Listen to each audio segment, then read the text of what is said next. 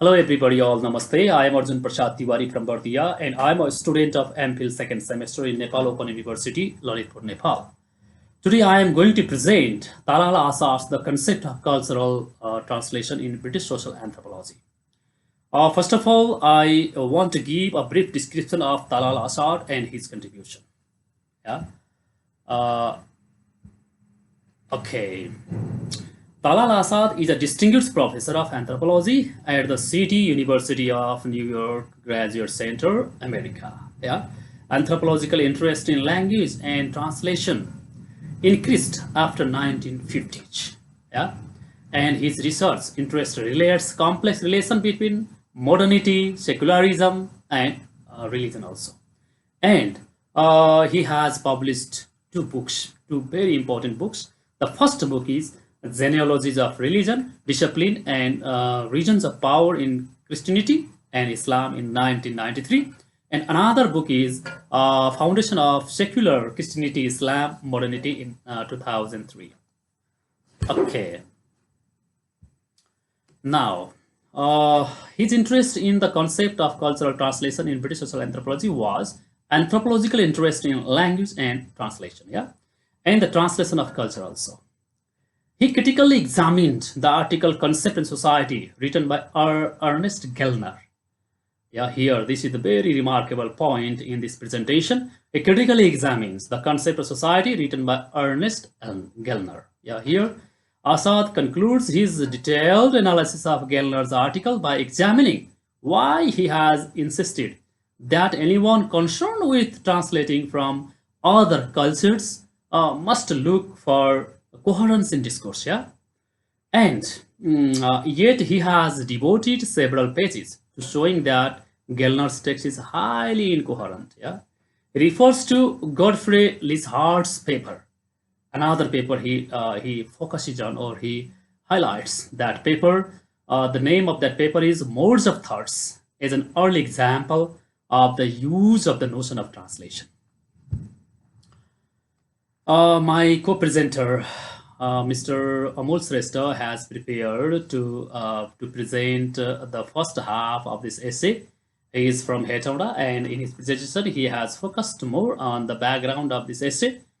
And now I am going to present the last half part of this essay, focusing on, especially in my presentation, the focus will be given on the modes of thoughts, or reading other cultures, and conclusion.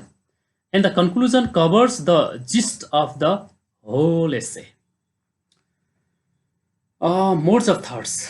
Essay was written by Godfrey Lishart, and Gellner criticized on this essay, yeah, for making over charitable assumptions about the coherence of primitive thought. Gellner highly it is criticized on this paper, yeah. The process of translation comes in existence. So when the ethnographer engages with a specific mode of life, just as a child does in learning to grow up within a specific culture. Supporting Lichard, Asad criticized Gellner's concept in society. Yeah, Asad supports to Lichard and criticized highly on concepts in society. And he said that he learns to find his way in a new environment, in a new language. And like a child, he needs to verbalize explicitly what the proper way of doing things is, because that is now learning process. Yeah. The process of translation comes in existence when the ethnographer engages with a specific mode of life, just as a child does in learning to grow up within a specific culture also. Yeah, within the child or yeah, anthropologist becomes adept to adult ways, what he has learned becomes implicit. Yeah? Implicit. When anthropologists return to their countries, they must write up their people, and they must do so in the convention of representation already, circumscribed already their discipline, institutional life, and wider society. So translation becomes necessarily a matter of verbal representation. Cultural translation must accommodate itself to a different language. Yeah, the difficulty of a powerfully established structure of life finally determines the effectiveness of the translation. The translation is addressed to a very specific audience, which is waiting to read about another mode of life and to manipulate the text. It reads according to established rules, not to learn to live a new mode of life. Indeed, it could be argued that translating an alien form of life, another culture, is not always done best through the representational discourse of ethnography.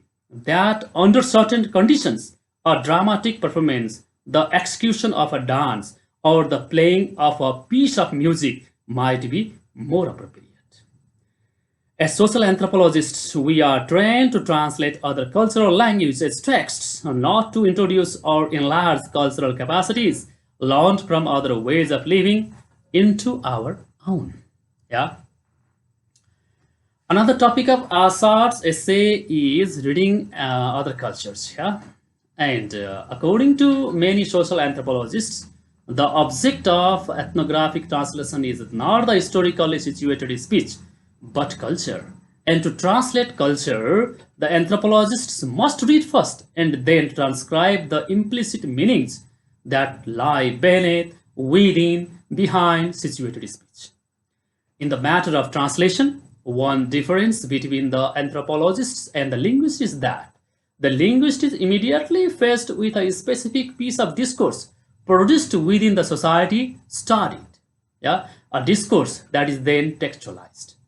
An anthropologist must construct the discourse as a cultural text in terms of meanings implicit in a range of practices. Yeah? The construction of cultural discourse and its translation seem to be sides of a single act. The work of identifying unconscious meanings in the task of cultural translation is of the psychoanalyst than the linguist. Yeah. Okay. Now, cultural translation is a matter of determining implicit meanings, not the meaning of speaker acknowledged or the meaning the native listeners necessarily accept, but those he is potentially capable of sharing within scientific authority in an ideal situation.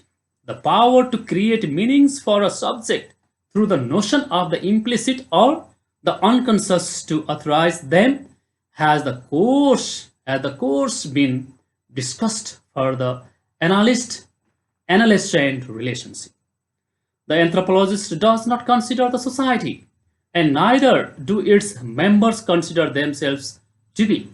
The society is neither subject to be the anthropologist's authority. The anthropologist comes to the society. He wants to read. He sees himself as a learner, not as a guide, and he withdraws from the society or when he has adequate information to inscribe its cultures. Now, I have come to the conclusion. Commenting on Gellner's basic arguments, Asad claimed the following points.